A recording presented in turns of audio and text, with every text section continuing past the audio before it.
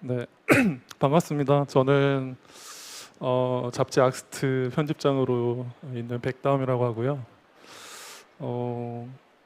여기 오른쪽에는 그 뉴요커에서 25년 동안 그 오케이어'라는 그 직책으로 일하시는 그 메리 노리스 작가님 오셨습니다. 그 아시는 분은 알겠지만 뉴요커는 미국에서 가장 좀 아카데믹하고 좀 더 이렇게 유명한 잡지 중에 하나인데요. 거기에서 가장 마지막에 그 잡지의 그 인쇄 직전에 마지막을 이렇게 담당하시는 그런 분으로 알고 있습니다. 사실은 이 선생님이야말로 모든 그 출판이나 인쇄 쪽의 관련자들 중에서 가장 좀 더 좀 위대하신 분이 아닐까 싶은데요. 사실 개인적으로도 이 자리에 같이 옆에 계신 게 되게 좀 영광스럽기도 하고요. 그다음에 제가 감히 좀 선배님이라고 부르기도 좀 그런데 네, 아무튼 이 자리에 모시게 돼서 너무 반갑고 좀 되게 영광스럽습니다.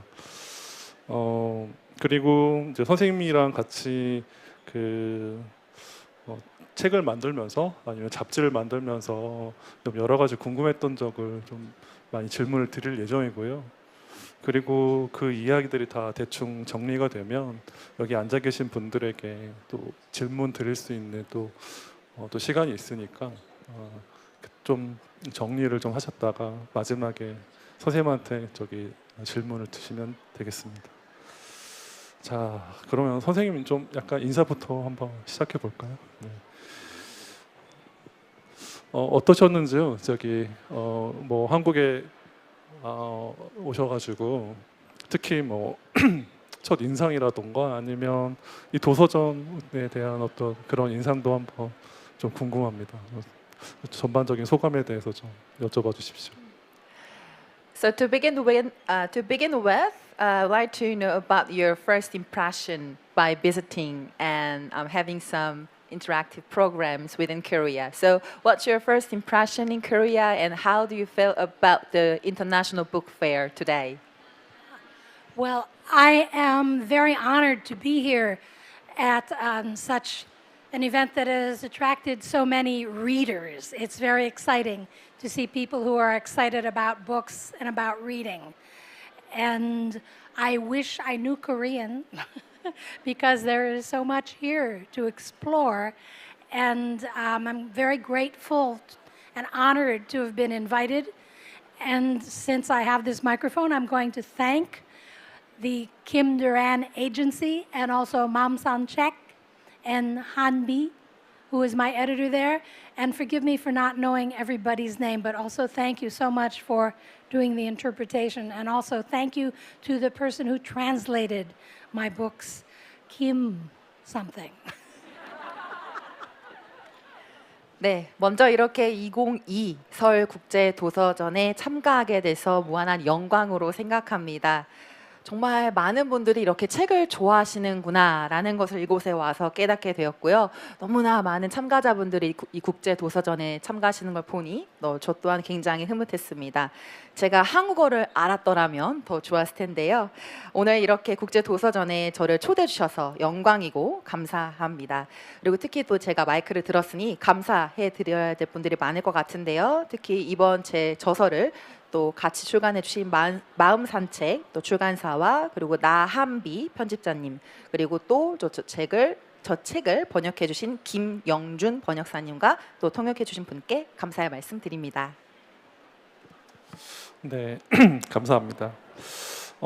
아무래도 지금 첫 질문으로는 이건 좀 약간 저한테도 생소한 단어였는데요. 오케이어'라는 아마 단어가 이 선생님한테 늘 따라붙는 어떤 수식어처럼 있을 텐데요. 그 오케이어'에 대해서 좀 설명을 좀 부탁드려도 될까요? For the first question, so there may be a lot of people who do not know the exact definition about your job title, which was Okeyer. So for those who are not familiar with Okeyer, your position, could you just explain the roles and responsibility? That will be appreciated. Well, the term okayer is unique to the New Yorker as a job description. The closest I've heard in other publications is production editor, or we are sometimes called query proofreaders. The job is different from being a copy editor and different from being a proofreader in that it is rolled into one. A copy editor generally does not make interpretive changes in a piece of writing. The copy editor just styles it for spellings and punctuation. And a proofreader, a query proofreader, the job is more interpretive. You can make suggestions to the writer how to improve a sentence, how to choose maybe a better word, and you have to be very tactful about that. And these are offered on a proof to the writer's editor, and the editor filters your suggestions so the writer's feelings are never hurt, we hope. And then the difference between a query proofreader and an okayer is that the okayer, once the changes are all on and the proof has been revised, the okayer reads it again to make sure that no mistakes were introduced during the editorial process. And we work very close to the deadline for when the piece goes into print and the magazine comes out. 오케이어라는 직책 자체가 굉장히 더 뉴요커만의 좀 더 특별한 유일무이한 직책이 아닐까 싶습니다. 다른 주간지, 다른 출간지에서는 이 오케이어라는 직책이 없는데요. 아시겠지만은 이제 다른 출간지에서는 뭐 프로덕션 에디터, 제작 편집자 또는 퀘리 프루프리더, 지리 교정자라는 그런 직책으로 생각해 주시면 되겠는데요. 사실 오케이어라는 직책이 두 가지, 그래서 제작 편집자와 지리 교정자를 합한 역할을 한다라고 보시면 되겠습니다. 일단 카피 에디터, 이제 교열 편집자 입장에서는요, 좀 문장 자체 완전히 우리가 할 만한 어떤 그런 변화를 이제 같이 한다라기보다는 뭐 문장의 스타일이라든지 스펠링 체크라든지 아니면 구두점 이런 것들을 확인을 해서 이제 그걸 조정하는 작업을 메인으로 하고 있습니다. 근데 이제 지리 교정자, 이제 퀘리 프루프 리더 같은 경우에는요, 작가분한테 여러 가지 더 나은 문장이 무엇인지 아니면 더 나은 용어가 무엇인지 이런 것들을 좀 제안하는, 좀 마치 좀 더 같이 문장에 우리가 녹여낼 수 있을 만한 그런 선택과 그런 제안을 주는 그런 직책이 바로 지리 교정자입니다. 그래서 이제 작가와 에디터가 같이 이런 부분들을 듣고 또 이런 그 지리 교정자의 제안을 받아들이면서 한번 이걸 필터링 작업을 하게 되죠. 그래서 궁극적으로 말씀을 드리면 지리 교정자 같은 경우에는 실질적으로 리바이즈, 수정하거나 교정하는 작업에 책임을 다하고 오케이어라는 직책은 사실 편집 과정에서 뭐 스펠링 체크라든 이런 것들을 함으로써 실수가 용납되지 않도록 하기 위해서 철저하게 계속 그 글을 읽고 감수하는 역할을 한다라고 보시면 되겠습니다. 만약에 그렇다면 그러면 선생님께서는 그 일단 1차, 2차적으로 그 편집 과정에서의 어떤 그런 비슷한 일을 했던 편집자를 대상으로 혹시 그 교정지를 이렇게 주고 받으시는지 아니면 작가분들하고 직접적으로 소통을 하시는지도 좀 궁금하네요. 네. So based on your the answers, probably you were so involved in the editing process, like for the first or the second stage of the editing process. So do you directly interact and give some feedbacks or changes with editors, or do you also communicate with the writer as well? Well, a lot of work is done in pencil on paper, and when I worked on a proof, I would submit that proof to the editor, not the author. And up until the time that it is the very day it's going to press, on that day we all read, that is the author, the editor, the proofreader, that is the okayer, and the fact checker, read the most recent version of the piece and write up, make their changes, suggestions on a proof, and we have an okaying meeting We sit down together, go through the piece page by page, each person with a role, taking a turn on each page, and discuss whether to make these changes or not. And these meetings improve a piece about 10%.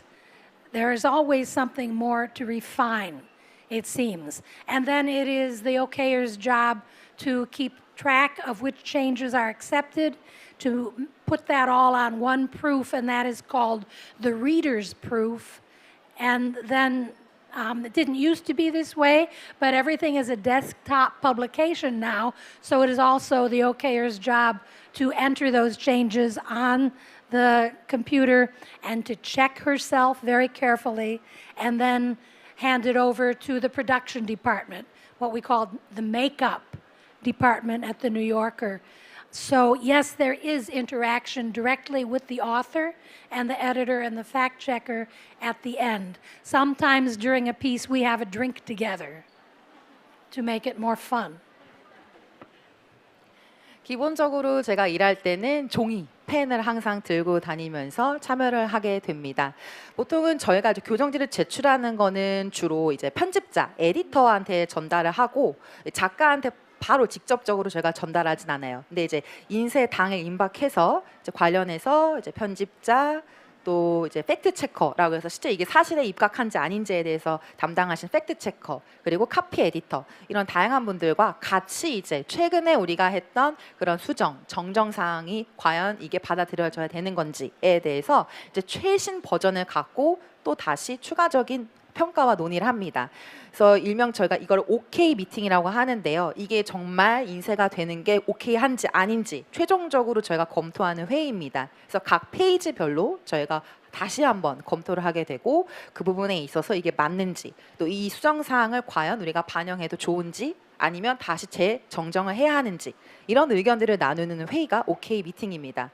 그때 이제 그 회의를 통해서 저희가 이제 나눴던 내용을 갖고 보통 10% 정도 개선이 되는 그런 효과가 나올 수 있어요. 사실 늘 그렇다시피 이제 개선해야 될 사항들, 다듬어야 될 사항들은 늘 많고 또 계속 무한대로 저희가 많다고 생각하기 때문에 그런 회의를 통해서 과연 이 수정 사항이 괜찮은지 아닌지 그리고 독자의 관점에서 이게 과연 적합할지 아닌지 이런 회의를 검수하고 또 계속적으로 검토를 합니다. 그래서 오케이 미팅에서 완전히 다 최종적으로 이제 다 승인이 됐다라고 하면 이제 완전 그 최종본을 저희가 일명 저희 뉴요커에서는 프로덕션 디파트먼트라고 해서 제작 부서 혹은 메이크업 팀이라고 하는데요. 이 프로덕션 팀에 저희가 최종본을 전달을 하게 되는 거죠. 그래서 결론적으로 말씀드리면 이제 주로 에디터랑 작업을 하지만 결국에는 이제 작가분과 또 이제 팩트 체크하는 분들과 같이 연계를 해서 진행하신다라고 보면 되겠습니다.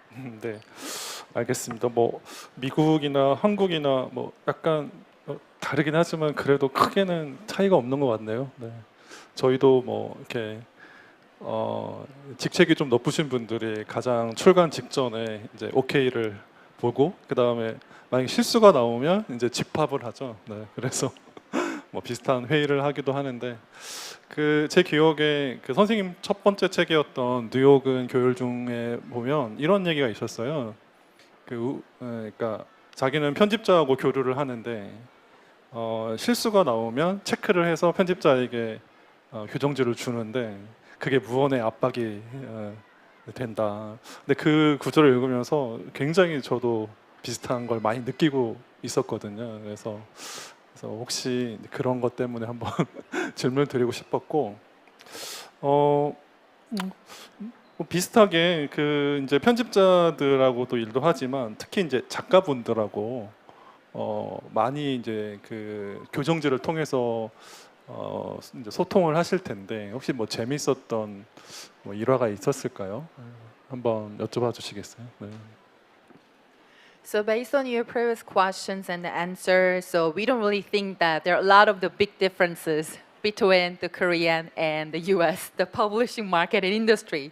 The higher the job position is, and absolutely he is the one that they make the sign, okay sign, just before going to press. But in case of any mistakes, and then we also have to get gathering together for just dealing with such mistakes. So that's why I would like to ask that question. So it also goes to the next question. So by reading the first book, Between You and Me, and as an editor, I also felt very similar the work ethics and the environments, because like when it comes to any errors or any mistakes, we first hand out such a manuscript with the suggestions or any advices to editors. So there may be yours described in your book.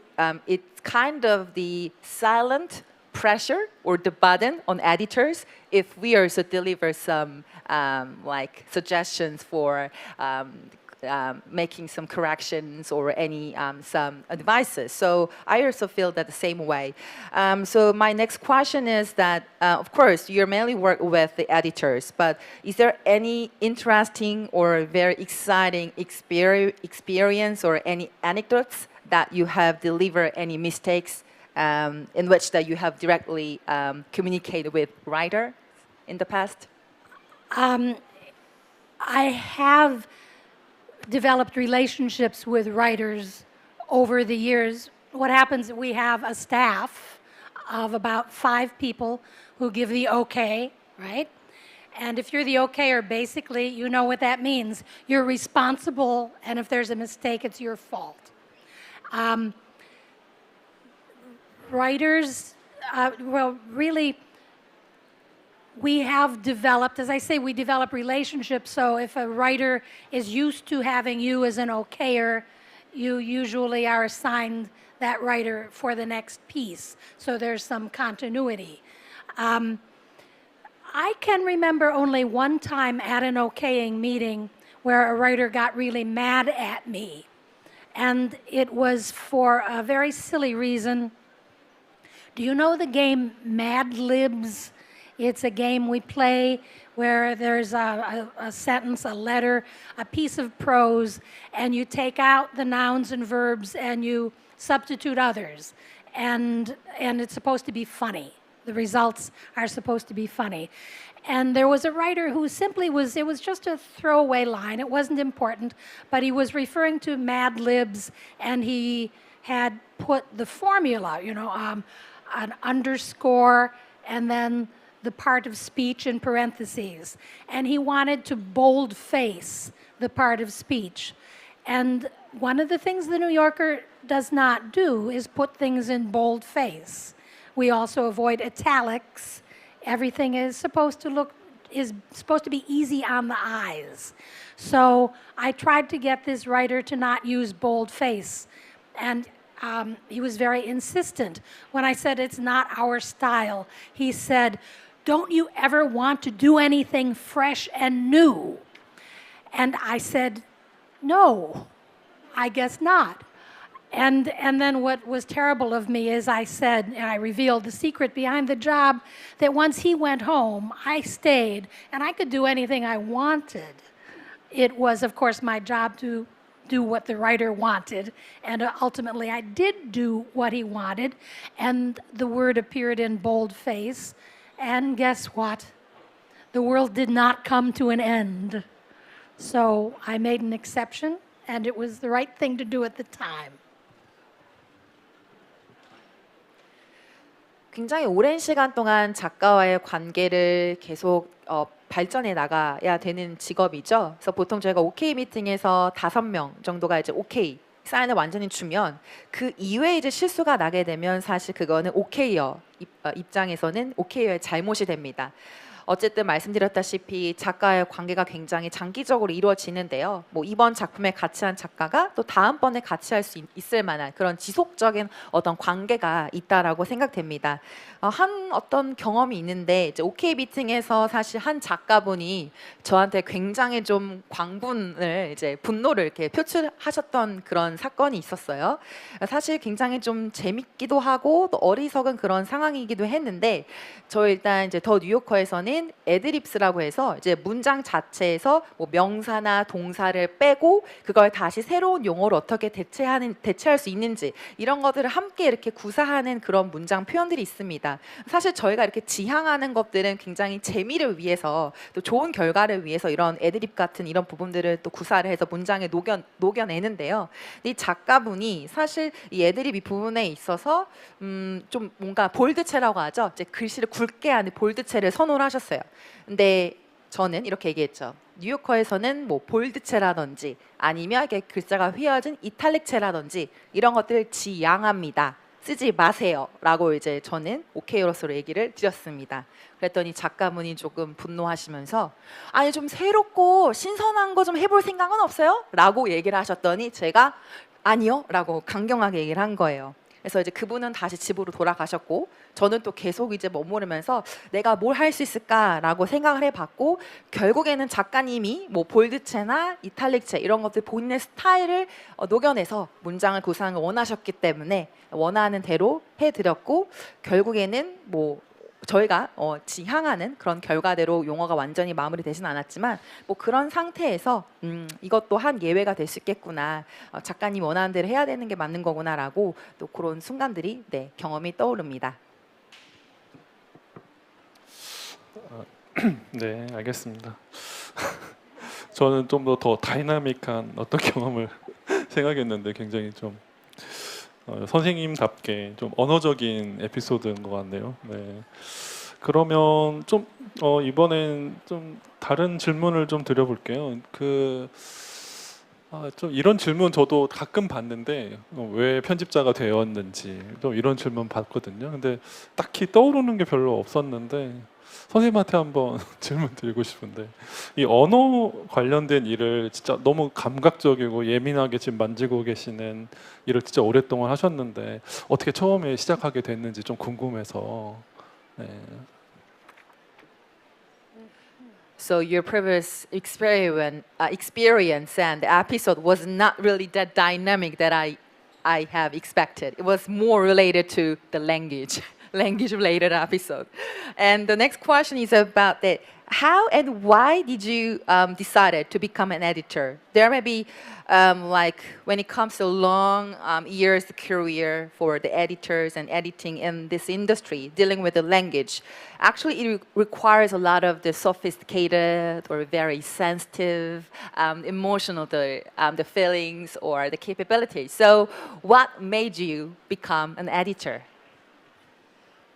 I needed a job. Basically, I had to make a living. If I wanted to be a writer, and I could not make enough money as a writer to support myself. I would make maybe $38 a year, you know, so it just didn't go very far. So I knew I wanted to work at the New Yorker, and I got an entry-level position at the New Yorker in something called the Editorial Library, where we kept the archive of the magazine. We chopped it up into columns with a razor blade, and we indexed the contents of the magazine. I did that for 3 years, and it was, you know, I wanted to help make the magazine. I was always trying to write still for the magazine, short pieces that ran at the beginning in the department called The Talk of the Town. And I at first did not have much success. And then to help put the magazine together, there were very few openings.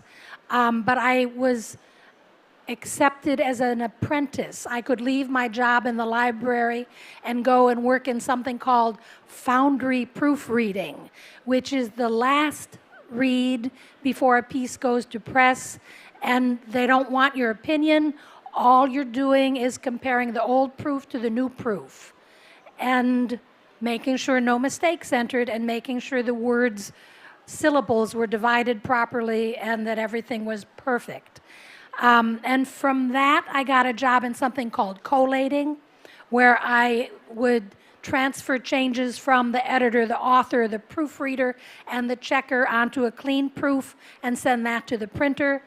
which is also a job where they don't want your opinion. It's very mechanical.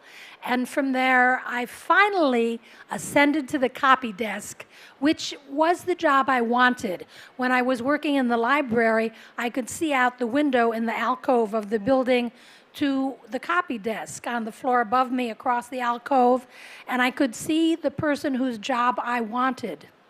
And I had to wait till she got promoted to get that job. And I was patient, and I got that job. And it, for me, was very important because I could make a living working with words. And I'd always had an affinity for words. My knowledge was I was very naive. All the things that I thought made me a good reader and a good writer, that was in Cleveland, Ohio, when I was in a Catholic high school, and also in college in New Jersey. But once you have a job at the New Yorker, the level of excellence is much higher. So I had a lot to learn, and it took me a long time to learn it. And I learned it by the process of osmosis. That is, I soaked it up gradually over time. Sometimes I would make too many changes on a manuscript, and sometimes I would not make enough changes. And it evened out over time so that I became a good copy editor. I did just enough, and I kept the writer from any embarrassing errors, and I kept myself out of it. This is a job that demands high intelligence and low ego. And I'm not saying I had either of those, but I did cultivate the best I could my knowledge of the language, and I did my best to suppress my ego.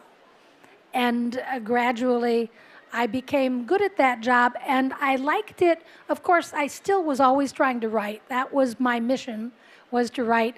But I liked it because over time, people trusted me, and it is very nice feeling when somebody trusts you to do your job and leaves you alone to do it, and once in a while thanks you.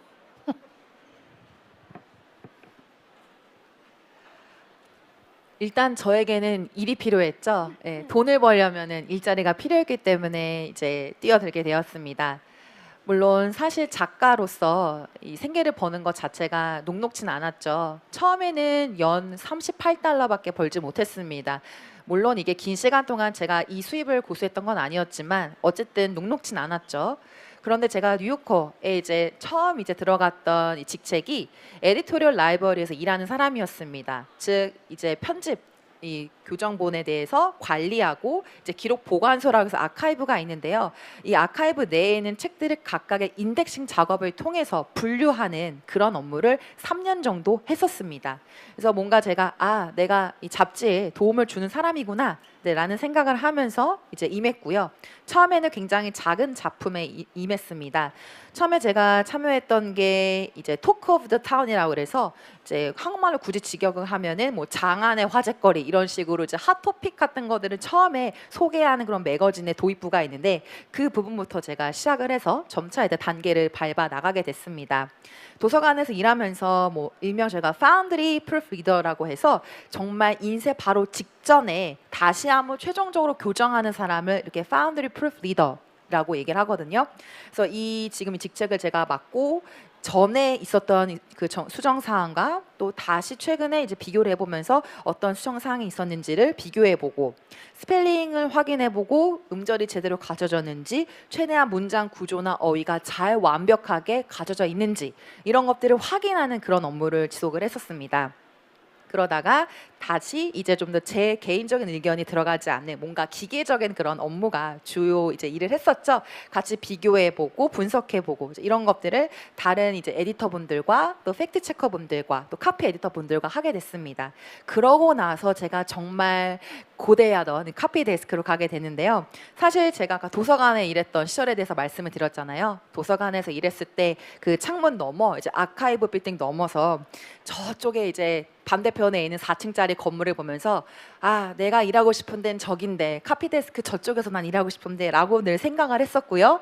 결국에 그곳에 제가 들어가게 돼서 승진을 하게 됐고 그만큼 오랜 시간 동안의 인내를 결국에 다 이겨낸 끝에 그 자리에 이제 들어가게 되었습니다. 제가 단어 관련된 일을 한다라는 거 굉장히 좋은 것 같아요. 저한테 굉장히 중요한 일이고요. 이 단어라는 것 자체가 무한적인 그런 내재성을 갖고 있기 때문에 그렇다고 생각합니다. 여기에 저에 대한 지식을 녹여낼 수 있고 또 작가로서 또 독자로서 굉장히 뭔가 그 언어만이 줄 수 있는 그런 뭔가 순진한 천진난만한 그런 요소가 있지 않을까라고 생각이 들었습니다.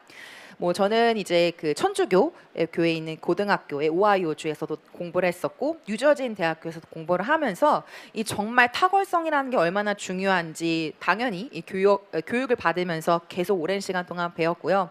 졸업을 한 이후에도 처음에는 낮은 직책이었지만 수정 작업을 원고에 이제 수정 작업을 하면서 같이 연계를 하고 조정해 나가고 공부하고 이런 식의 직업을 한다라는 것 자체가 저에게는 굉장히 너무나 좋은 경험이자 좋은 시간이었던 것 같습니다. 가장 언어에 대해서 최선의 노력을 다하고 하지만 언어가 가장 최상의 것이고 제 어떤 자아라고 해야 될까요? 제 자아는 조금 이걸 억누르면서 좀 더 언어에만 집중할 수 있는 우선순위를 두는 그런 업무, 그런 일이 아닌가 생각이 들었고요. 또 제가 일을 하면서 굉장히 잘 해왔기 때문에 많은 분들께서 저를 믿어주시고 일을 주시고 같이 신뢰해 주신 게 좋은 어떤 그 비법이 아니었나 생각이 듭니다. 그래서 나를 누군가가 믿어준다. 그리고 오랜 시간 동안 나에게 이런 일거리를 주는 것 자체가 행운이고 좀 뜻깊은 일이 아닌가? 바로 이것이 긴 시간 동안 제가 이 업계에 계속해서 일할 수 있었던 비결이었던 것 같습니다. 네. 그 선생님은 역시 그 언어에 관련된 그 관심도 많으시지만 좀 더 소 카테고리로 있는 단어에 대해서 좀 관심이 많으세요. 그러니까 그 오케이어라는 직업이란 게 아주 디테일하게 저도 잘 모르지만 많은 작가분들의 어떤 어휘들을 조금씩 이렇게 살려주는 역할이지 않을까라는 생각을 좀 많이 했었어요. 그런데 선생님의 그 책을 보면 선생님이 좀 약간 좋아하시는 단어들이 이렇게 많이 나와 있었고 그 중에서도 한국어로 번역하자면 제유법이라는 단어를 굉장히 그 단어를 그러니까 발견했을 때 굉장히 뭐 만화 속의 강아지가 된 것 같다 뭐 이렇게 표현하셨거든요. 근데 질문을 드리고 싶은 건 혹시 이제 그때 제유법을 처음 들었을 때 그 느낌처럼 요즘에 혹시 그런 단어들이 뭐가 있는지 좀 궁금하거든요. So I feel that you are not only interested in language, but also on the words, each word. So as OKR, I'm not really know exactly about the OKR's jobs in detail, but as I assume that the OKR is the one who is trying to improve the vocabulary on the original text written by the writer. So according to your books, you also mentioned about the very specific term, which is synecdoche. So translated in Korean, 제유법, synecdoche. You also described one of the moments as if you're feeling like a puppy or the dog in some certain circumstances. So by listening to that, the synecdoche, what other terms that you can also describe as synecdoche as examples? Well, synecdoche is actually a perfect example itself of the opening that was created for me in the world of literature and journalism by looking at this word. The word occurred, I was in graduate school when I read this piece by John McPhee about Alaska. And he said that a window that he looked through from somebody's cabin in Alaska that gave him a view of the mountains and the river and the clouds in the sky was synecdoche for all of Alaska. And I latched onto that word, and I'm not going to be able to give you another word that had that effect on me. But this word made me fall in love with the writer. And I didn't know what the word meant when I looked at it, but the great thing about this writer is that a word that you don't know, he has chosen because it is the only word for what he wants to say, and he's placed it into a context that makes its meaning clear.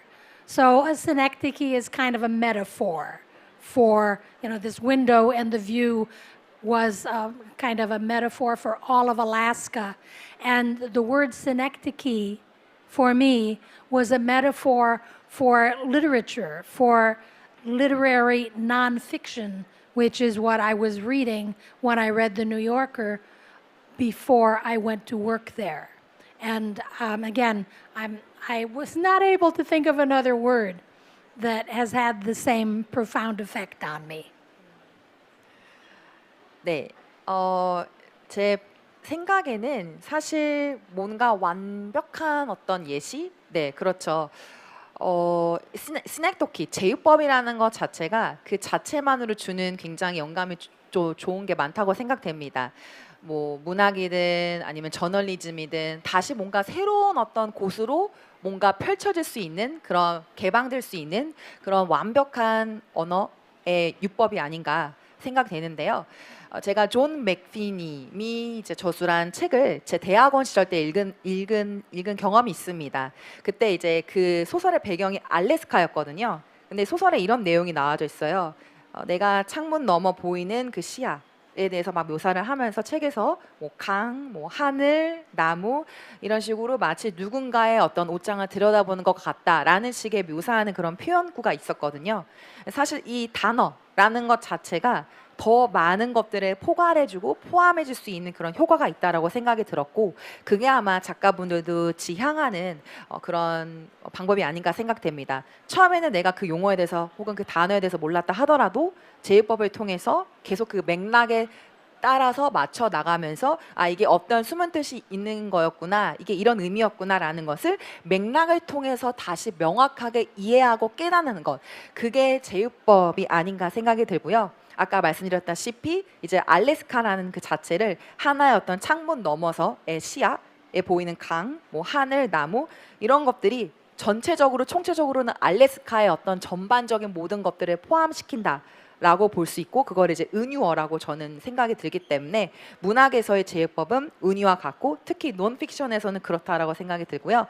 또 제가 이 제휴법이라는 이 용어 자체도, 이 어떤 내용 자체도 제가 더 뉴요커에 입사하기 전에 이제 책을 통해서 접하는 거였기 때문에 그 내용에 대해서 말씀을 드리고, 그 이외에 또 다른 용어에 대해서는 제가 또 잘 생각이 나지 않아서 이것으로 마무리하도록 하겠습니다. 네, 알겠습니다. 그 제휴법이라는 건 자체는 사실은 저희 고등학교 문학 시간이나 뭐 문법 시간에 배웠던 것 같아요. 환유랑 제휴 이렇게 저희 배우는데 굉장히 좀 그때도 어려웠었던 것 같아요. 네.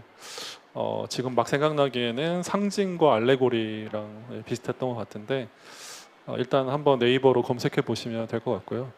그 다음 질문은 사실 좀 이거는 이제 저도 이 편집자 일을 하면서 계속 생각하고 있는 것 중에 하나인데 사실 우리가 하나의 일을 오랫동안 하는데 굉장히 좀 큰 에너지도 필요하고 좀 동기부여도 필요하고 어떤 자신이 갖고 있는 어떤 동력도 필요할 텐데, 선생님께서 지금 거의 한 25년 이상 일하고 계시는데 그 본인을 그 일을 하게끔 하는 그 동력이 좀 뭔지 좀 궁금하거든요. 네. And for more clarification definition on such a synecdoche or allegory, you can also search on the Korean Google, which is Naver, for your better understanding. So my next question is also goes that probably to work as an editor or copy editors, it requires a lot of the energy, motivation, and a lot of the driving force for you to work in this industry even longer than 25 years. So I just want to know about the driving force, how you were able to work in this industry for such a long time. Well, the magazine is new every week. And if you're interested in language and in writing, there was something new every week. There was a part of the job that was reading things in advance And there was a woman named Eleanor Gould who that was her job. She read everything in the magazine in galley and cleaned it up a little before it was put into page and went into the magazine. Well, when Eleanor Gould had a stroke in the office and had to leave and didn't come back, that job, she couldn't be replaced, so the Okayers split her job among us. And when I read something in galley, if it wasn't actually going to press, I could fall asleep while I was reading it. There's an example right here of someone falling asleep.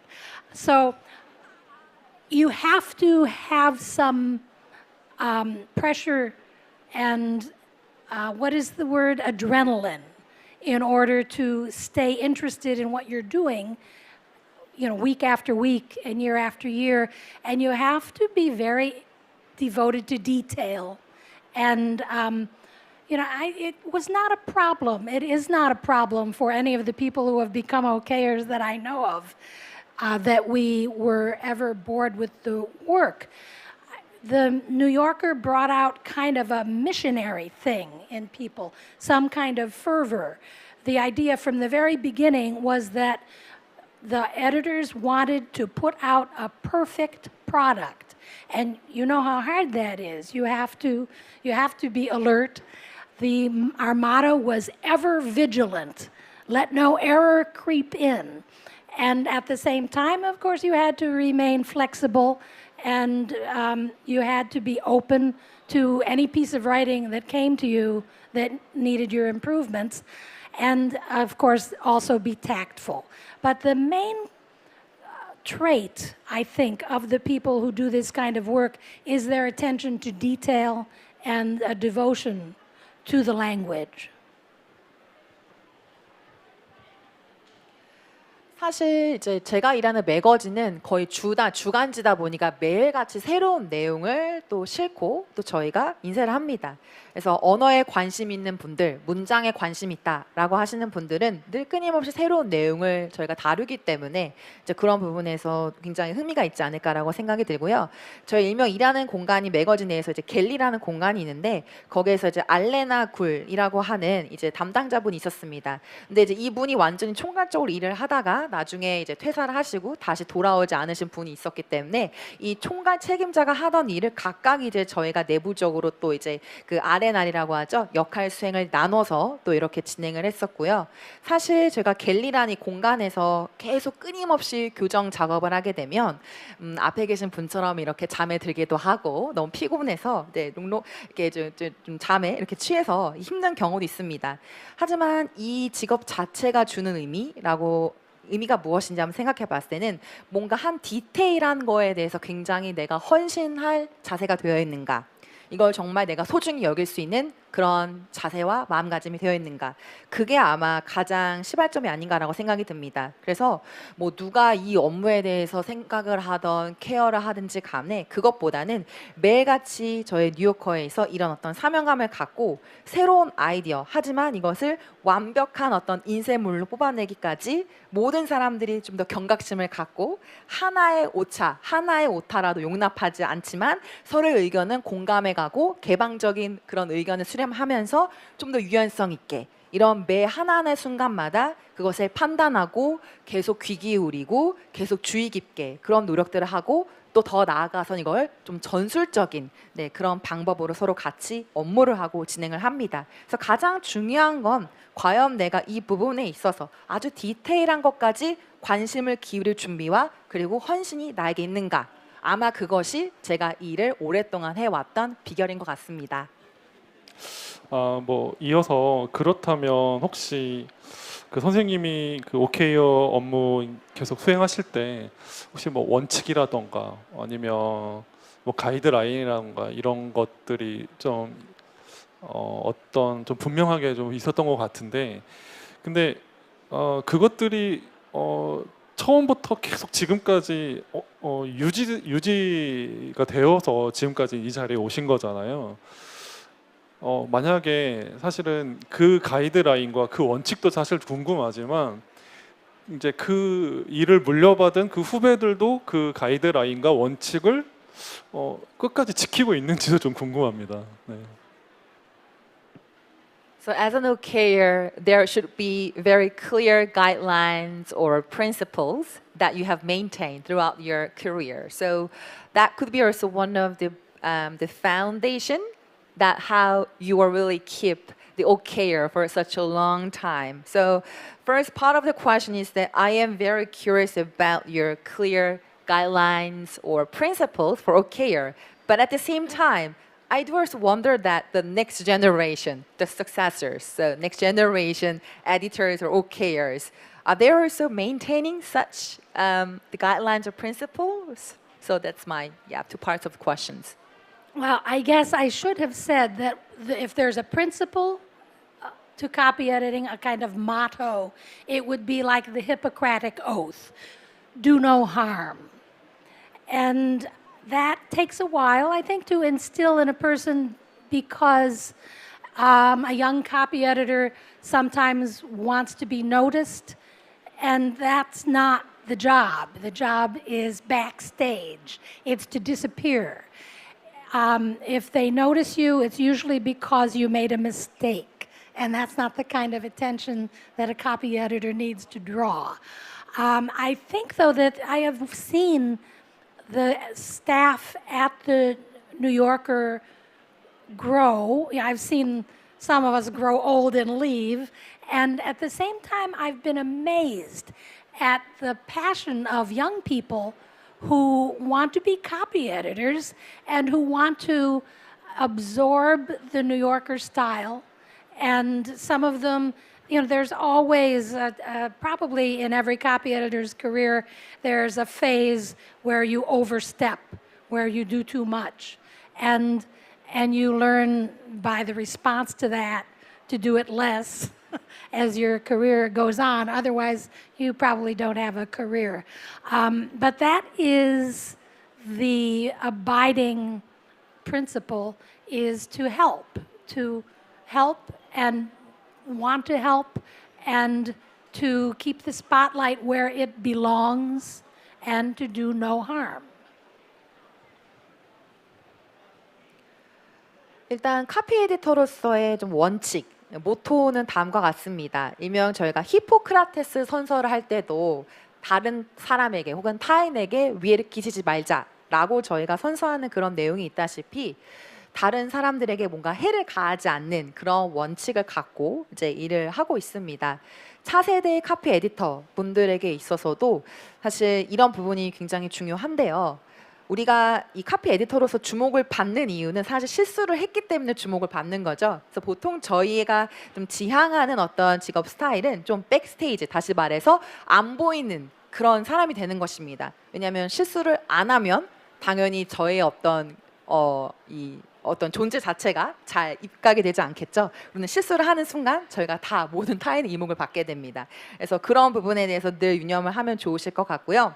너무나 많은 차세대의 뉴요커에서 일하는 편집자분들 또 이제 카피 에디터분들이 계속 성장하고 있다는 것을 볼 때마다 저 또한 굉장히 놀라워하고 있습니다. 이 차세대가 가진 열정, 그리고 얼마나 이 카피 에디터로서의 너무나 많은 헌신을 갖고 일하고 있는지, 또 뉴요커의 스타일을 어떻게 잘 받아들이고 있는지, 이런 것들을 볼 때마다 굉장히 저도 놀라워하고 있고요.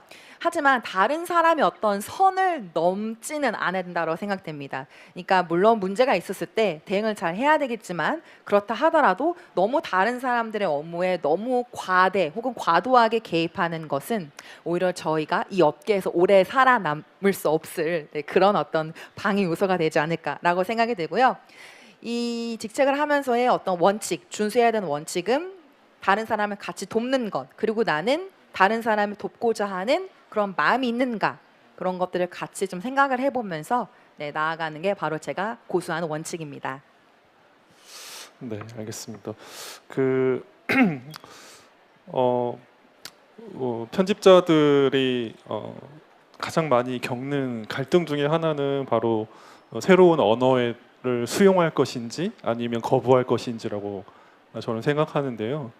근데 선생님의 그 테드 동영상을 제가 한번 봤는데, 그 선생님이 아주 정확하게 자기는 언어에 관련된 보수주의자라고 딱 말씀을 하시더라고요. 네, 그래서 혹시 지금도 같은 생각을 하고 계신지 좀 궁금하고요.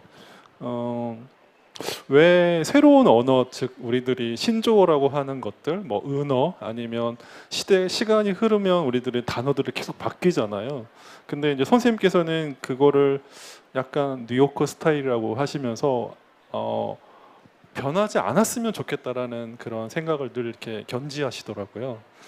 근데 사실은 저도 편집자 일을 하면서 많은 작가분들의 특히 이제 젊은 작가분들의 단어들이 이제 예전에 작가분들하고 다른 걸 많이 느낄 거 아니에요. 근데 이거를 바꿔주는 게 좋은지, 그러니까 수용하는 게 좋은지, 아니야 언어는 계속 유지하는 게 좋아 해서 이거를 바꿔주는지에 대해서 굉장히 좀 고민이 많았거든요. 그래서 그 부분에 대해서 선생님한테 좀 여쭤보고 싶고요. 아직도 그 새로운 단어에 대해서 수용하는 것이 맞다고 생각하시는지 이게 좀 궁금했습니다. So I have the three parts of this question. First part.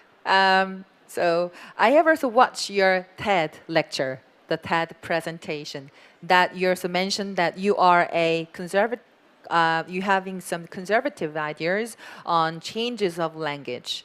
So, like whether to accept the new idioms or slangs, or reject them, could be the one of the conflicts or issues that we may face for editors, myself as well. So I just wonder that it's the same. Like, are you still maintaining such a conservative idea on the new idioms or slangs or like the changes of language?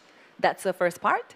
And second part of the question is that, like over time, like when time goes by, still there are a lot of the new idioms or slangs. Every day we also encounter the new changes and new words.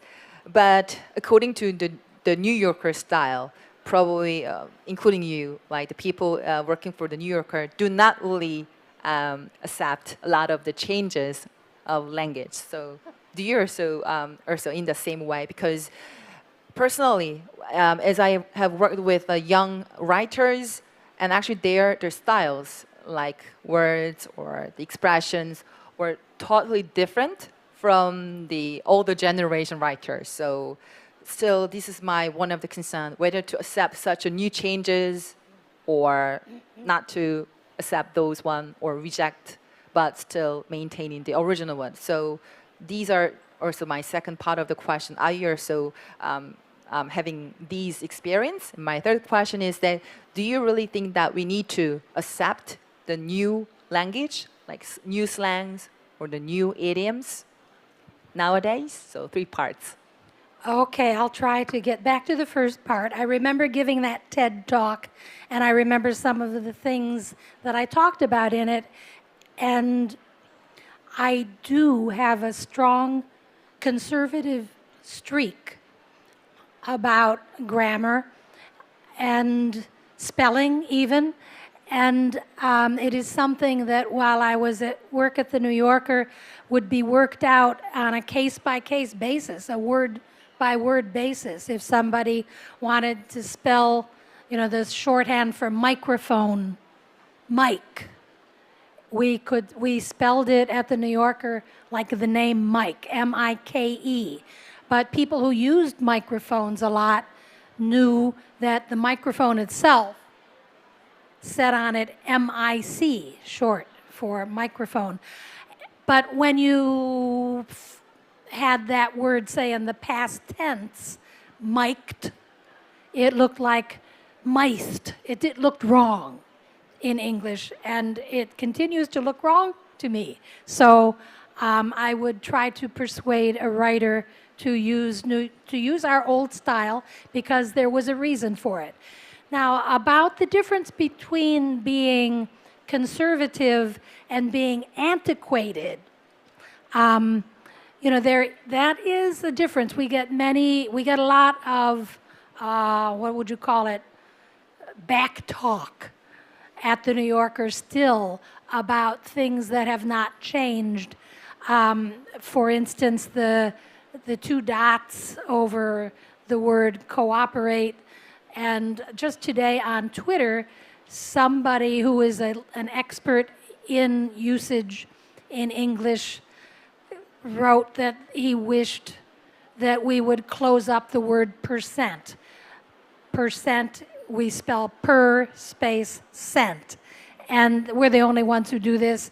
The same, the word teenager, we put a hyphen in it, teen-ager. I don't know why any of you should care about any of this, but it's traditional. We don't see any reason to change it from outside. You know, the readers complaining, they can complain as much as they want, but a change is going to come to the magazine from within. And when the editor gets tired of the diaresis or the hyphen in teenager, then he'll say, we're going to change that. And will anybody notice? I don't know. But of the new idioms, things that come up every day on Twitter, these are, everybody is a writer now because everybody has several platforms on the media to write. And there is nobody filtering that for the most part. And that's fine. I don't mind that. I'm for it. I have to be very careful myself on these platforms because I have a reputation for doing things in a very straight, old-fashioned way, and sometimes I want to have some fun too, you know, let my hair down, live a little, use an emoji, and so I do. But it's a question, I think, of balance. We go back and forth a lot. If somebody, a writer, wants to use a term that is not part of my vocabulary, and I'm the only source I have for these things, you know? I mean, sometimes I could take a poll at the office. One time I saw the word Uber for the first time, that somebody Ubered. And I had no idea what it meant. As far as I knew, it might have meant they threw up. But I learned pretty quickly from the editor and the writer what this word meant. And then, of course, I was soon calling Uber myself. And there are a lot of examples, and the first impulse of a copy editor, I believe, is a conservative one. Before you permit something to go out in the world in print, you want to make sure that it's something that has some staying power. Slang, there are words, slang words that don't wear well, and that nobody will be using in another year, and that are going to look silly and not be understood. And it is impossible to know what's going to happen, which way a word is going to go. And you can only kind of bide your time and see, and you know, when a word is out there and is used often enough, and a writer is insistent that this is common usage, and then you let it go. And then, you know, all of a sudden, that word is a citation in the dictionary, and you're the one who created it, so you better like it. You're not the one who created it. You're the one who let it out, who put it into print and made it legitimate in the eyes of the English language readers. So now there was one more question that was a part of that. The third part of the question, I think I may have forgotten. But it's a back and forth. You know, there's no true line. It's a word-by-word basis, an idiom-by-idiom basis. And I would say, you know, the people who are the old guard, if you're young and you don't like the old guard, well, that's okay. We're going to die. You're going to get your way eventually if you still want it. So I always kind of enjoyed seeing new words and making some judgment of them, and whether I adopted them myself or whether they ended up in the magazine and then in the dictionary. 테드 강연을 통해서 이제 굉장히 저는 좀 문법, 뭐 스펠링 이런 부분에서 좀 더 강경한 보수주의적인 성향 갖고 있다라고 말씀을 드렸죠. 예컨대 저희 더 뉴요커에서는 좀 각각의 케이스별로 다르긴 하지만 뭐 저희가 이렇게 사용하는 이 마이크 같은 경우에도 뉴요커 스타일에서 지향하는 거는 MIKE라고 스펠링을 쓰는데 대다수의 이제 마이크를 사용하시는 분들은 MIC 점 이렇게 많이 사용을 하시잖아요. 그래서 과거에는 사실 MIK 원래 이제 MIK로 사용을 했기 때문에 이런 부분들에 있어서도 좀 다른 것 같습니다. 만약에 제가 뭐 시제 자체가 과거형이다라고 하면 이게 또 마이씨, 그 마이크에다가 어떻게 이들을 붙이지? 좀 약간 이상해지잖아요. 그래서 과거 시제일 경우를 또 생각해 봤을 경우에는 MIK 원래의 이제 저희 스펠링인 거에다가 이제 D를 붙이는 게 좀 더 좋지 않냐라고 작가분들한테 이제 권장을 해드리고요. 그게 원래의 이제 정통의 스타일이니까 그런 것 같습니다. 사실 보수주의적인 생각 갖고 있는 굉장히 많은 이유가 있는데요. 더 뉴요커에서는 굉장히 저희가 일명 말하는 백토크라는 게 있습니다. 이제 뒤에서 약간 이제 이렇게 새로운 것들에 대해서 일화를 얘기를 하고 얘기를 나누고 그렇지만 여기서는 좀 더 저희가 변화를 좀 원치 않는 그런 어떤 목소리들이 있는데요. 예컨대 트위터 같은 경우에는 사실 이제 많이 영어가 사용이 되고 또 많은 분들이 영어로 된 그 용어나 언어들을 많이 사용을 하시는데 예를 들어서 이제 뭐 퍼센트 같은 경우에도 원래의 영문 스펠링은 PR 띄고 CENT로 쓰는 게 원래의 표기법이거든요. 근데 많은 분들은 다 붙여서 쓰시죠. 또 티네이저 10대라는 것도 원래 TEN 중간에 하이픈 넣고 AGR 이렇게 씁니다. 원래 이게 스펠링이에요. 근데 많은 분들은 다 붙여서 쓰시지 않습니까? 근데 왜 변화를 하지 않느냐라고 물어보신다면 사실 저희는 이렇게 굳이 변화를 해야 하는가? 라는 거에 있어서 그렇다 할 만한 좀 이유를 찾지 못해서라고 저는 생각을 합니다. 많은 분들께서는 왜 이렇게 변화를 받아들이지 않느냐라고 생각하시는 분들이 있을 것 같은데요. 근데 저희는 원래의 정통 표기법, 정통 철자를 고수해 나가면서 괄호 아니면 뭐 하이픈 이런 것들을 계속적으로 고수해 나가며 사용을 하고 있습니다. 사실 이거를 다 아는 분들이 과연 누군지 아닌지 저도 잘 모르겠지만 뭐 매일같이 트위터에서 새로운 신조어도 나오죠. 그래서 저마다 아마 제 생각에는 소셜미디어 상에서는 우리 모두가 다 작가가 될 수 있습니다. 미디어 플랫폼을 통해서 자신의 의견을 표현을 하고 또 같이 나눌 수 있겠죠. 하지만 자신이 올린 이런 모든 사람들이 올린 글에 대해서 필터링을 할 만한 혹은 검열을 할 사람은 없죠. 그냥 올리는 대로 다 서로가 공유가 됩니다. 근데 저의 일은 이런 것들을 같이 한번 해보는 것, 즉 원래의 정통 스타일을 고수해 나가면서 엄격한 방법으로 이런 부분들을 유지해 나가는 것, 그게 또 제 일이기 때문에 좀 이 안에서도 좀 밸런스 작업이 필요하다고 생각됩니다. 물론 저도 이렇게 재밌게 글을 쓰는 걸 좋아해요. 뭐 중간중간에 뭐 약어도 쓰고 이모티콘도 쓰고 그렇게도 합니다. 하지만 직업상으로 봤을 경우에는 원래 정통적인 표기법을 따르면서 이제 어휘라든지 용어 같은 거를 사용을 하고 있고요.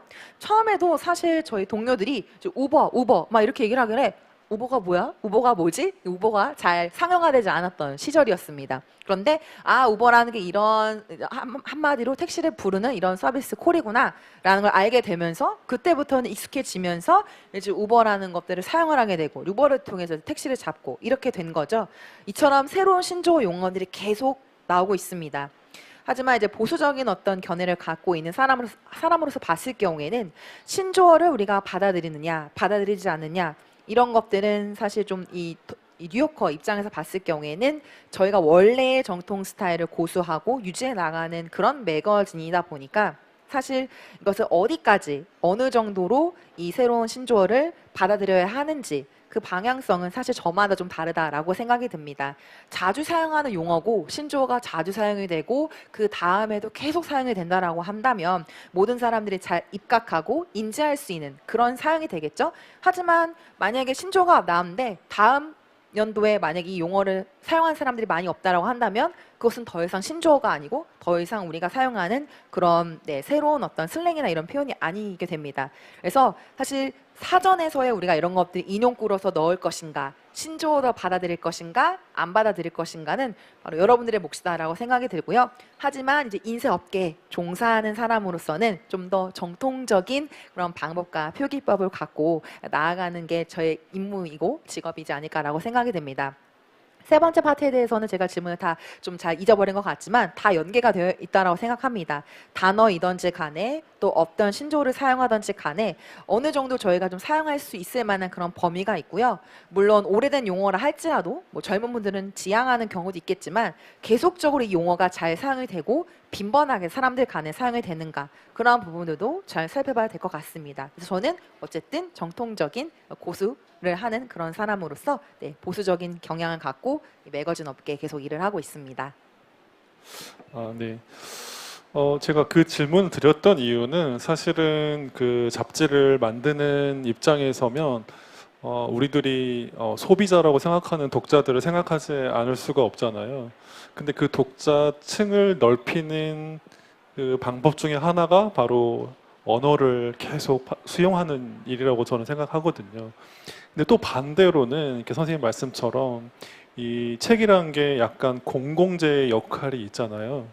그렇죠? 어떤 롤모델을 제시하는 역할이 있기 때문에 이제 선생님께서 이제 그 부분을 좀 저희들한테 말씀해 주시는 것 같아요. 네. 자, 좀 이어서 사실은 저는 뉴요커 독자들이 좀 궁금하거든요. 그래서 어떻게 생긴 사람을 독자라고 생각하는지 선생님께서는 좀 궁금하고요. 물론 저도 잡지 악스트를 만들면서 저의 독자들을 전 머릿속으로 늘 상상하고 있거든요.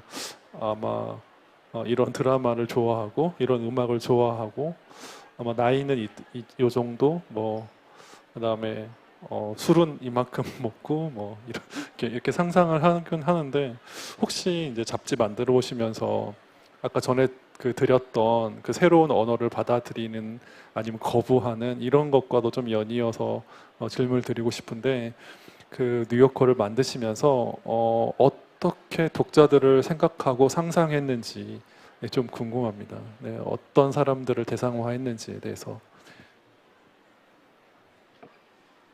Sometimes we also need to accept the new changes like idioms or new slangs to really expand our readership. I mean, our readers, our target readers, because the magazine or books could be a public goods. So probably, like based on your comments, it's also necessary to become one of the model example, like demonstrate a very good best practices as the leading magazine in the world to pursue and to maintain such the new old style. So my next question is that probably while you're working on the New Yorker, there may be the potential or imaginary readers throughout your work. For example, myself, as I'm also involved in the editing process, I sometimes imagine some potential the readers. So, for example,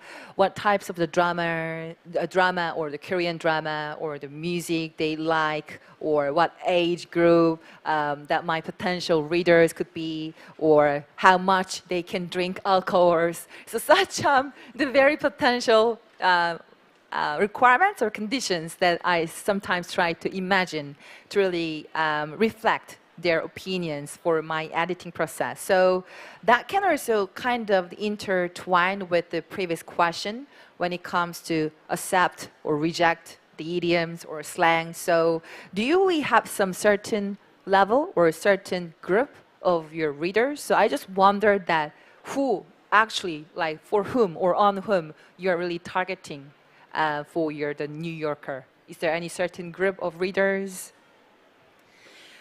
Well, the New Yorker was founded on the principle that readers would find it. It was never aimed at, well, the famous line from the business proposal for the magazine was, "The New Yorker will not be edited for the little old lady from Dubuque." And that just meant that the New Yorker would, I don't know if it would seek or if it would just hope to find a sophisticated audience. And it has been that way, it had been that way for 50, 60 years. And then that sophisticated audience aged and died. So, the fear was that, you know, obviously without readers you can't have a magazine. And if all the readers had died, they could no longer subscribe, I guess, and then the magazine wouldn't exist anymore. So it must have happened around the 90s that the editor, who was only the second editor, William Shawn, he was fired. And what a pity, because he was only 80 years old, you know, but he wasn't fired because he was old. He was stubborn about things. And, you know, namely, he wouldn't name a successor. So the publisher, that was by that time Condé Nast, had to take over. And the editors that they installed were people who looked for a younger audience and who tried to cater to an audience with a shorter attention span. I think children in the United States, instead of reading big books, or even seeing movies, they were watching Sesame Street. So people's attention spans were short. And so articles that had been 90 columns were no longer really acceptable. Things had to be short, snappy. Things had to be illustrated. There were never photographs in the New Yorker until sometime in the 1990s.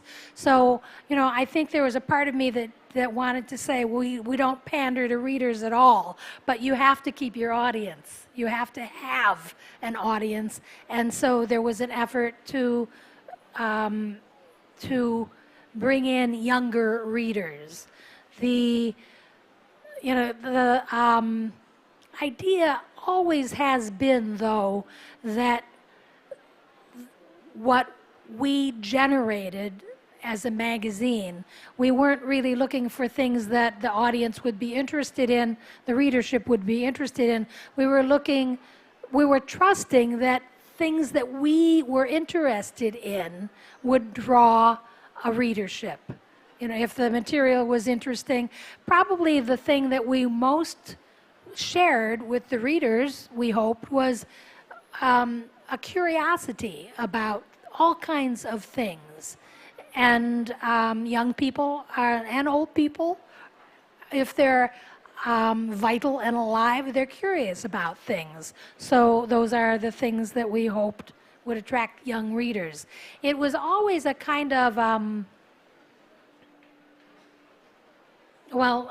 you know, it was aimed at sophisticated people. And I think that could be misinterpreted sometimes. It wasn't a magazine that wanted to be above anyone. It wanted a readership. And especially with the new media and things being available online, what has happened that has hit magazines the hardest is the lack of advertising. If you look at a copy of the New Yorker now, there are very few ads, and most of the ads there are for the New Yorker itself. They're for products that the New Yorker puts out, a date book or an umbrella or a t-shirt. So what the editor decided to do in order to keep the magazine alive was appeal to the subscribers to keep subscribing and yet really raise the subscription rate. And so far that has worked. The New Yorker has now been published for 97 years. I think that's right. In 2025 it will be 100 years old. And I know we're going to hold out that long. I trust that, well, anyway, the magazine is still amazingly profitable, and it's thanks to subscribers now.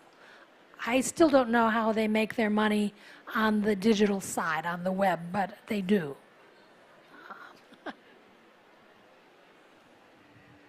네. 뉴요커에서는 저희가 이제 독자층에 있어서 좀 일명 저희가 좀 타겟으로 두는 독자가 굉장히 좀 정교한, 좀 어떤 정밀화된 그런 독자층이 처음엔 있었죠. 이제 거의 저희 한 처음에 출간되고 나서 50년, 뭐 60년 이렇게 지나고 나서는 이제 이런 주요 타겟층, 주요 독자분들이 나이가 들어가면서 안타깝게도 이제 돌아가시고, 저희가 원래 처음에 초점을 맞췄던 독자분들은 이제 많이 이제 생을 마감하시는 분들이 있었기 때문에 저희 입장에서는 그렇다면 우리가 살아남기 위해서 어떤 노력들이 필요할까라고 이제 많이 노력도 하고 했었습니다. 저희 두 번째 에디터로 같이 일했던 분은 윌리엄 쇼니라는 분도 이제 나이 80세가 되면서 이제 결국에는 이제 퇴사를 하게 되시고, 뭐 다양한 또 이제 여러 가지 사건 사고들이 있었거든요. 그 이후에 또 그분의 일을 이어서 진행하시는 이제 계승자 분도 뭐 이렇다 할 만한 분도 없었고, 여러 가지 내부적인 그런 이슈들이 있었습니다. 하지만 또 지금 이제 전 세계적으로 봤을 경우에 이 차세대, 즉 젊은 독자층을 또 모집하고 유치하는 게 굉장히 필요한데, 사실 전 세대와 비교했을 경우에 지금 차세대의 독자분들은 집중력을 할 수 있는, 집중할 수 있는 기간 자체, 시간 자체가 굉장히 짧아진 건 사실입니다. 많은 미국에 있는 아이들도 뭐 정말 대량의 책을 읽기보다는 좀 자극적인, 뭔가 서로 암살하는 이런 자극적인 영화를 더 선호하는 경향이 있기 때문에 이런 것들을 어떻게 좀 생각해 볼까 많이 저희 입장에서도 고민이었습니다. 90년대까지만 하더라도 뉴요커 잡지에는 뭐 사파도 없었고 사진도 실리지 않았습니다. 근데 저희는 원래의 그 주력으로 생각했던 독자층을 이제 고수하면서 진행을 해왔는데, 또 세대가 바뀌면서 그분들이 또 생을 마감하시면서 어떻게 하면 우리가 좀 젊은 독자를 더 많이 모집하고 구독자로서 더 함께 참여할 수 있을까라는 또 새로운 아이디어들도 많이 계속 창출해 나가고 아이디어도 모집하고 그렇게 노력을 했습니다. 독자층을 더 확대해 나가라는 것 자체가 사실 이들이 가진 관심사가 무엇인지, 그리고 우리가 이제 출간하는 이 내용들이 과연 이들에게 관심 유발 소재인지를 한번 살펴봐야 된다고 생각됩니다. 우리가 생각했을 때 이게 재밌을 것 같고 흥미로울 것 같아 라고 어떤 신뢰가 있다라고 한다면 분명히 젊은 분들도 여기에 대해 호기심을 갖고 반응을 보이지 않을까라고 생각이 들고요. 그것이 이전에 있던 원래의 이제 독자층과 또 새로운 젊은 차세대를 같이 호기심을 유발해 나가는 작업이 이 독자층을 확대해 나가고 유지해 나가는데 중요하지 않나라고 생각이 들었습니다. 물론 저희의 지금은 이제 완전히 뭐 아까 말씀드렸던 그 초반에 말씀드렸던 것처럼 정교화된 뭔가 좀 더 세심화된 독자층을 완전히 고수한다라고 할 수는 없겠지만 모든 연령대의 다양한 독자층들을 아울러서 포함하는 그런 노력이 좀 더 필요하다라고 생각이 들고요. 온라인에서도 아시겠지만 굉장히 뉴스미디어가 많이 만연히 일어나고 있죠. 근데 사실 저희 뉴요커 잡지는요, 광고 자체가 많이 실리지 않습니다. 어찌 보면 저희 그 뉴요커에 관련된 제품, 기념품이라고 해야 될까요? 저희 뉴요커의 티셔츠, 우산 이런 것들을 홍보하는 광고에만 좀 제한되어 있지 다른 매거진사와는 다르게 광고를 많이 실지는 않고 있거든요. 물론 이런 것도 다른 점이 될 수도 있겠지만 어쨌든 독자층을 더 많이 우리가 유치해 나가는 데 있어서는 과연 독자분들이 어떤 것에 관심을 느끼는가 이런 것들도 집중을 해 나가고 있고요. 올해가 아마 저희 뉴요커 잡지가 창립된 지 97주년이 되는 해입니다. 2025년이면 이제 100주년이 되는 것으로 알고 있는데요. 그만큼 우리가 함께 내놓는, 우리가 함께 인쇄하는 출간하는 내용들이 분명 재밌고 좋은 흥미로운 소재일 거다라는 신뢰를 갖게 되는 것이 바로 더 많은 구독자, 더 많은 독자층을 계속적으로 유지해 나가는 데 있어서 중요하다고 생각이 되고요. 그분들 덕택에 저희가 지금 이렇게 오랜 시간 동안 뉴요커 매거진이 장수할 수 있지 않았나라고 생각이 들고요. 또 계속 디지털 웹사이트에 대한 많은 분들도 비용을 이렇게 구독을 하시면서 또 같이 매거진도 구독하시는 분들도 있지만 이렇게 너무나 많은 분들이 꾸준히 저희 매거진을 사랑해 주시는 부분에 있어서의 뭐 이런 부분이 잘 작용이 되지 않았나라고 생각이 듭니다. 네, 뭐 제가 몸담고 있는 그 잡지의 이쪽 그 생명과 운명에 대해서 좀 질문을 드리고 싶었는데 창간된 지 97년 된 잡지라서 뭐 제가 뭐 그 질문은 나중에 개인적으로 네, 한번 하겠습니다. 선생님 그 두 번째 책 그 그리스어 교열 중이죠. 그 책을 보면 이런 대목이 나와요. 선생님이 죽은 언어로 돌아올 때마다 반대로 내 안에 무언가를 소생되는 듯한 느낌을 가졌다. 그러니까 즉 이런 말이죠. 그러니까 우리 뭐 이게 적절한 예가 될지 모르겠지만 뭐 조선에 썼던 어떤 어휘, 삼국시대에만 존재했던 어떤 단어 이런 것들을 발견했을 때 선생님께서는 뭔가 자신의 안에서 뭔가 꿈틀거리는 걸 느끼셨다고 해요. 그래서 혹시 이제 그런 언어들이 지금 선생님께서 뭐 발견되어서 뭐 이렇게 가슴이 뛰었다거나 아니면 왜 그런 그 사어들을 만날 때 왜 선생님께서 이렇게 되게 생동감을 느끼시는지에 대해서도 좀 궁금합니다. 네. Because I was going to ask the next question, which was about the life and fate of the magazine industry. But the New Yorker magazine is already commemorating the 97th anniversary. I don't need to ask that question. So my next question is about, according to your second book titled Greek to Me, you also describe on your book that you were felt like you're reviving again when you encounter the language of death, or the dead language, which was the Greek. And throughout the history of Korea, we also had the history, the era, like the Joseon Dynasty or the United Three Kingdoms, the era, which was one of the historical milestone throughout the Korea. So there may be some, like, of course, the very old words or expressions. And still, as you also mentioned on your book, there may be some certain words or expressions that you felt a lot motivated, a lot impressed by encountering such the dead language, or the language of death, which was one of the Greek, as you mentioned before.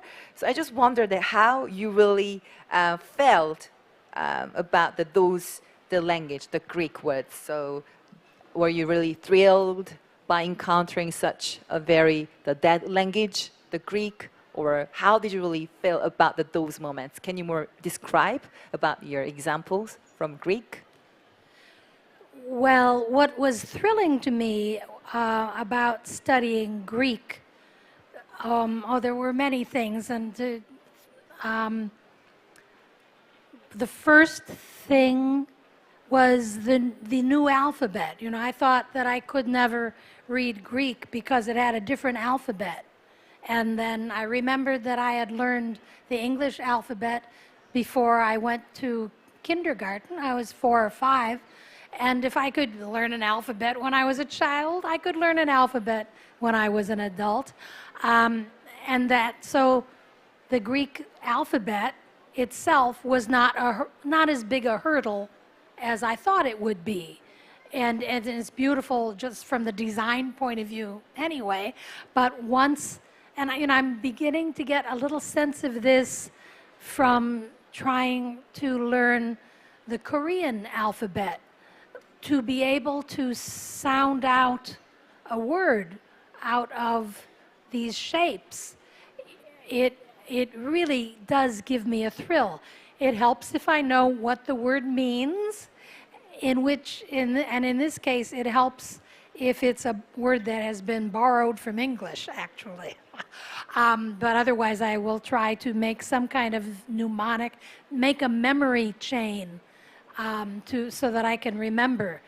My brain is not as plastic as it was, so that gets harder. But I was able at the New Yorker to persuade the management to pay for me to study ancient Greek. They paid for my course because so many English words have Greek roots. And I think this etymology is quite thrilling. It's as if you see through the letters to some deeper meaning. You see through the English to the Greek, and it gives me a feeling of connection with history that I find very thrilling. And you can read you can read Plato or Homer in translation, and there are good translations, but if you get a taste of it in the original, it spoils you. It makes you feel like you're reading something so original to the history of humans, something that was first etched in dirt with a stick by somebody, you know, or carved onto a stone. The Greeks had great respect for the very letters themselves, and once they were arranged into meaning, you know, it was revolutionary, and that writing gave us the ability to preserve the past and bring it into the future. So this is very thrilling to me. And there were many words. I actually, at first the New Yorker declined. They had this wonderful policy to pay for any course that would help an employee in her job. It was a very liberal, very generous policy. And for some reason, they drew the line at ancient Greek. And so I started, that was when I was on the copy desk, and I started keeping a list of words that the writer had spelled wrong because, well, he had just spelt them wrong. One of them, let's see, was ophthalmologist. I shouldn't give too detailed examples of words. I think it's wonderful that so many of you are here and that you're interested in the details of the English language to this extent. But I don't want to burden you with the spelling of the English word for eye doctor, ophthalmologist, which comes from the Greek ophthalmos and is spelt using phi and theta. And so many English writers spell that word without the extra H in ophthalmologist. But because I knew Greek and I had just had a class where I learned the Greek word for eye, I knew how to spell the English word for eye doctor. And I gradually did persuade them that ancient Greek was of value in modern English. And I'm sure you have something similar in Korean where you have roots in ancient Chinese and in Japanese. And that gives you a wider breadth of knowledge of history and of the world to be able to see those other things in your own language. 첫 번째 그리스어를 공부하면서 사실 그리스어의 각각의 철자를 읽지 못했기 때문에 전혀 이해를 못했죠. 사실 영어 알파벳만 하더라도 제가 유치원에 들어가기 전에, 그러니까 한 4, 5살 때부터 처음 배우게 되면서 성인이 될 때까지 계속 쭉 영어 알파벳을 이제 읽게 되었지만, 처음에 제가 생각했던 것만큼 그리스어 알파벳을 읽는 거 혹은 배우는 것 자체가 그렇게 큰 장애가 되진 않았습니다. 처음에 시작을 하면서 이제 그리스어를 배우게 되었고, 이게 이런 의미가 있구나라는 것도 굉장히 좋았고요. 한국어도 마찬가지인 것 같습니다. 한국어도 굉장히 딱 제가 처음에 봤을 때 굉장히 미학적으로라고 해야 될까요? 시각적으로 굉장히 아름답게 보였어요. 그리고 또 소리가 그렇게 아름답게 들리니까 와, 이거 재밌다라고 하면서 뭔가 좀 제 안에 뭔가 뭉클거리는 그런 마음들도 있었습니다. 영어를 배우면서도 계속적으로 다양한 변화들이 있지만, 사실 제 뇌가 이제 나이가 들면서 그렇게 이제 점점 많이 좀 굳어져 가기 때문에 새로운 언어를 받아들이는 거에 있어서 많은 노력을 필요로 하긴 했죠. 일단 제가 처음에 배우게 되었던 계기는 뉴요커 매거진에서 직원들을 대상으로 해서, 아무래도 저희 영어의 대부분의 어원이 그리스어, 특히 고대 그리스어의 어원으로 비롯된 용어다 보니까 이제 그리스어 수업을 좀 받고 여기에 대한 수강료를 지원을 해주는 그런 정책이 있었습니다. 그래서 수업을 받게 되었고요. 각각의 철자 하나마다, 언어 하나하나마다 이런 의미가 있고 고대 그리스어와 영어 간에 이런 연계성이 있었구나라는 거를 같이 용어뿐만 아니라 역사를 통해서도 같이 공부를 하면서 배우게 되었죠. 고대 그리스 철학자인 플라토, 호머 이런 분들의 번역본만 읽어봤지 그리스어를 배우고 나서는 원서로 읽으니까 정말 좋더라고요. 이런 식으로 같이 원서도 읽으면서 어찌 보면 우리 인류의 역사도 같이 좀 함께 볼 수 있는 그런 좋은 시간이 되었습니다. 고대 그리스어를 보면서 처음에 철자부터 익히는 것부터 시작을 했지만 그 이후에 점점 이게 어떤 의미를 각각 단어가 갖고 있는지 마치 과거도 유지하고 또 미래도 같이 뭔가 연계되어 있는 것 같은 그런 느낌이 들었고요. 많은 대다수의 이제 용어 자체가 그리스어와 연계되어서 그런 게 아닌가라고 생각이 듭니다. 뉴요커 매거진에서도 임직원 대상으로 해서 좀 더 관대하고 좀 자유분방, 어찌 보면 새로운 어떤 개혁과 같은 정책을 통해서 그리스어 강좌를 함께 수강할 수 있는 거에 대해 지원을 해주신 덕택에 저도 고대 그리스어를 접하게 되었고요. 카페데스크에 일하면서 뭐 단어, 스펠링 이런 걸 체크할 때도 사실 대부분의 영어가 이제 그리스어 어원을 갖고 있다 보니까 이게 뭔지 이렇게 확인하는 것도 물론 필요했지만 이미 고대 그리스어를 배웠기 때문에 스펠링 체크라든지 아니면 좀 어려운 용어 같은 것들도 아 이런 뜻이구나 라고 좀 더 파악을 하는데 좀 손쉽게 되었습니다. 예컨대 이제 영어에서는 이제 안과 의사 보통 쉬운 용어로는 아이 닥터라고 얘기를 하는데요. 이제 어려운 용어로 쓰면은 ophthalmologist라고 해서 이게 원래 어원이 고대 그리스어입니다. 사실 영어 쓴 사람들도 이거 스펠링 잘 확인하고 쓰라고 하면 잘 못해요. 근데 그리스어를 배웠던 저이니까 아 이게 아이 닥터라는 뜻의 안과 의사가 이 철자로 OPHTHAMO 이런 식으로 쭉 연결이 되는구나 라는 것을 알게 된 거죠. 그러니까 현대의 영어에도 분명 고대 그리스어의 어원이 있고 그런 것들이 녹아져 있기 때문에 그만큼 가치적으로 굉장히 좋은 유산이 되었다라고 생각이 듭니다. 한국어도 마찬가지일 것 같아요. 중국어, 일본어에 뭔가 차용된 언어가 분명 있기 때문에 그런 부분, 외국어를 같이 접하는 것도 역사에 대해서 우리가 더 많은 내용과 지식을 더 알게 되고 더 많이 확충해 나가는데 도움이 되지 않을까 라고 생각이 듭니다. 네.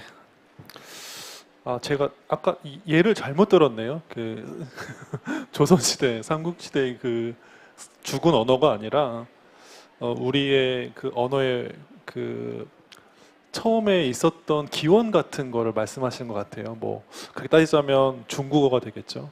맞을까요? 아무튼 좀 어렵긴 한데 네 일단 시간이 이렇게 어느 순간 이렇게 훅 지나가가지고 이미 질문지 굉장히 좀 많이 준비해 왔는데 거의 다 많이 못했고요.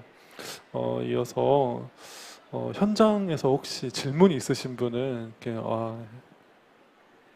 네 제가 정해야 되는 겁니까? 아 예. 네? 아 그래요. 죄송합니다. Unfortunately, we have to wrap up the session, so we already over the scheduled time. But if there are any further questions from the floor, they can reach out to you personally so that they can ask questions. Okay? Sure. 말씀하시죠. Thank you so much. Thank you, Korea. 감사합니다. 네, 제가 시간을 잘 못 봐가지고 네, 죄송합니다. 여기 앉아 계신 분도 오래 기다리셨을 텐데 좀 긴 시간이었지만 멀리서 여기 와주셔가지고 너무 감사드리고 아주 작게나마 우리들이 그 공유하고 있는 언어에 대해서 조금 더 이야기를 나눴던 것 같아요. 네, 그래서 뭐 더불어 잡지에 대해서도 조금 이야기를 나눈 것 같고 그 다음에 편집자에 대해서도 조금 이야기를 나눈 것 같습니다. 앉아 계신 분들이 뭐 어떻게 받아들일지 잘 모르겠지만 그래도 좀 의미 있는 시간이 되지 않았나 이렇게 생각 들고요. 다시 한번 저 메리노리 선생님께 감사드리고 그럼 So we'd like to give a big round of applause for your dedication and your time and efforts. It was very meaningful time to know about the magazine industry and also the roles and responsibilities for the editor. So it was very meaningful and very grateful opportunity that we were able to listen to your story. Thank you very much.